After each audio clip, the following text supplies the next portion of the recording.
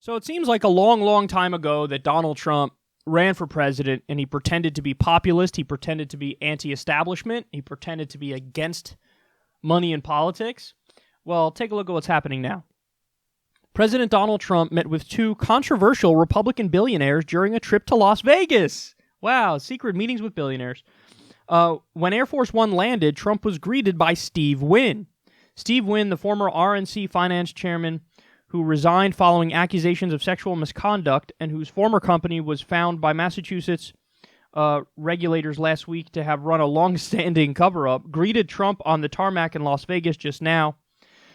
Quote, Wynn has kept a low profile since resigning his post as CEO of Wynn Resorts in February 2018 after multiple accusations alleging sexual misconduct by Wynn.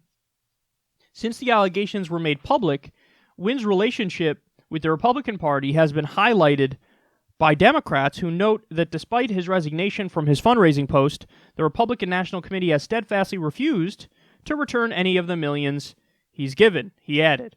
Trump then stopped to see another billionaire Republican donor on way to speak to the Jewish Republican Coalition. Quote, President Donald Trump has met privately with a major GOP donor, casino magnate Sheldon Adelson, before speaking at the Republican Jewish Coalition Conference in Las Vegas.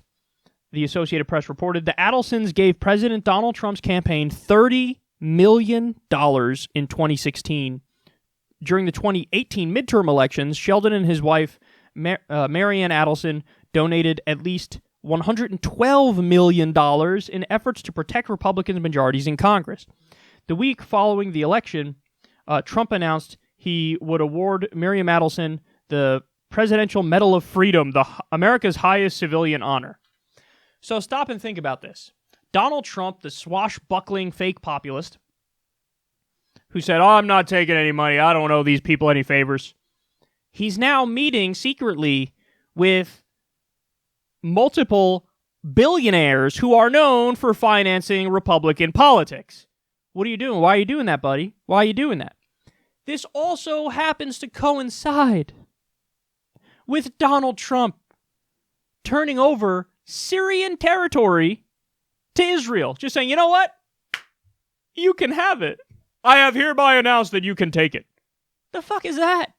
You don't have the authority to do that. Doesn't matter. Might makes right in this world. We have the largest military in the world. So Trump's just saying, okay, what are you going to do to stop it? I'm announcing Israel can take it. What are you going to do to stop it, Syria? You're busy fighting Al-Qaeda over there. What are you going to do? You're going to fight a war against America? Our land, bitch. Our land. And then we just heard the other day, Netanyahu announced, we're also just going to annex the West Bank. So, in classic far-right Israel fashion, they're just like, we're just going to keep taking shit. And now they have a government that is letting them do that and backing them as they do that. And I wonder why that is. Well, one of the reasons is Sheldon Adelson, his top issue is Israel. And he's giving millions and millions of dollars to Donald Trump and the Republican Party. You think that's not factoring into Donald Trump's decision-making? It absolutely is! It 100% is. And by the way, this is exactly what Ilhan Omar was talking about when she was viciously smeared as being an anti-Semite and hating all Jews because she said AIPAC, which is the right-wing Israeli lobby, AIPAC basically buys politicians in both parties to do their bidding. And lo and behold, we have an even clearer example of the president taking money from Sheldon Adelson, whose main issue is Israel, and doing exactly what the Netanyahu government of Israel wants. So this is insane. Like, we're seeing the most rank corruption in world history unfold right in front of our faces, and people are shrugging. What are you going to do? The U.S. is an ally of Israel, so yeah, what does that mean? What does that mean? That means we give them $38 billion in weapons, and we give them billions of dollars in subsidies all the time, and meanwhile, we don't even have universal health care here, and they have universal health care there. So we give them all this money, we give them all these weapons, they continue to do an illegal occupation, they expand now.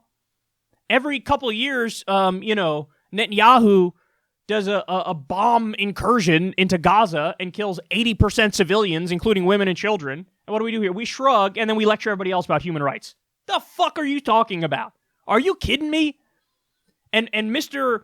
I'm anti-corruption, I'm a populist, Donald Trump, is raising funds from billionaires and doing their bidding. This story alone blows up the myth of Donald Trump.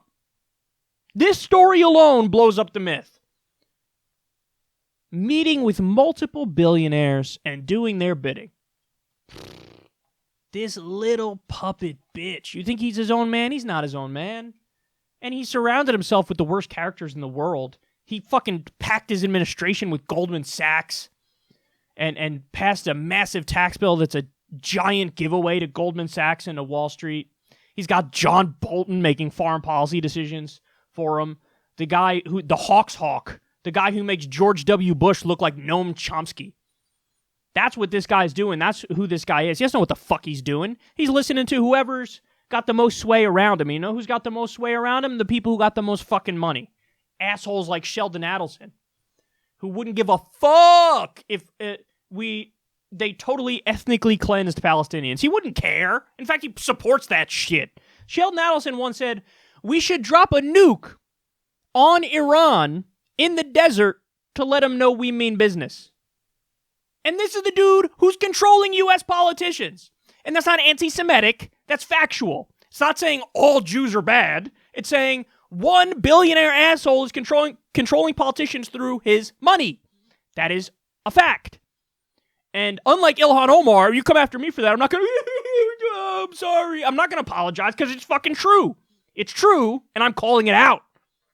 But it's the cynical trick, the smear that has been crafted over the years that is now trotted out, where again, you use identity politics as a cover for real criticism. Vote for me because are you with her? If you're not with her, you might be a sexist. I guess you're an anti-Semite because you're calling out how bad money in politics is and how the Israel lobby biases our politicians in favor of Israel unjustly.